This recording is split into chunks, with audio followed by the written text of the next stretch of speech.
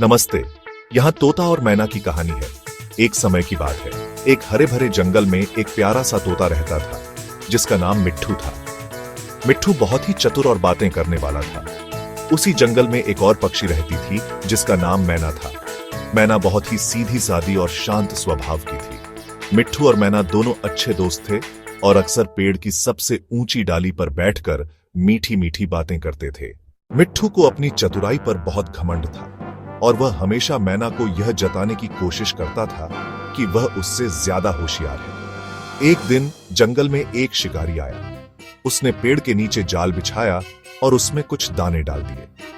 मिट्ठू ने जाल को देखा और मैना से बोला, देखो मैना, शिकारी ने जाल बिछाया है, मैं अपनी चतुराई से उसे मूर्ख बनाऊंगा। मैना ने मिट्ठू को समझाया, नहीं मिट्ठू, हमें उस जाल के पास नहीं जाना चाहिए, यह खतरनाक है।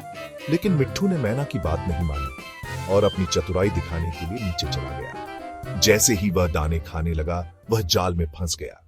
अब मिट्ठू बहुत डर गया और मदद के लिए चिल्लाने लगा, मैना, मुझे बचाओ, मैं फंस गया हूं।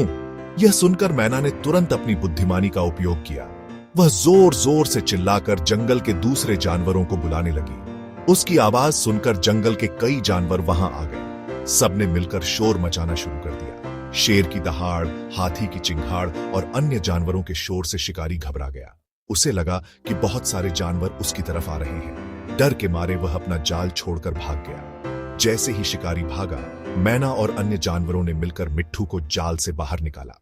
मिट्ठू बहुत शर्मिंदा था। उसने मैना से माफी मांगी और कहा, मैना, तुमने अपनी बुद्धिमानी से मेरी जान बचाई। मुझे अपनी चतुराई पर घमंड था, लेकिन आज मुझे समझ आ गया कि सच्चा ज्ञान घमंड करने में नहीं, बल्कि सही समय पर सही फैसला लेने में होता है।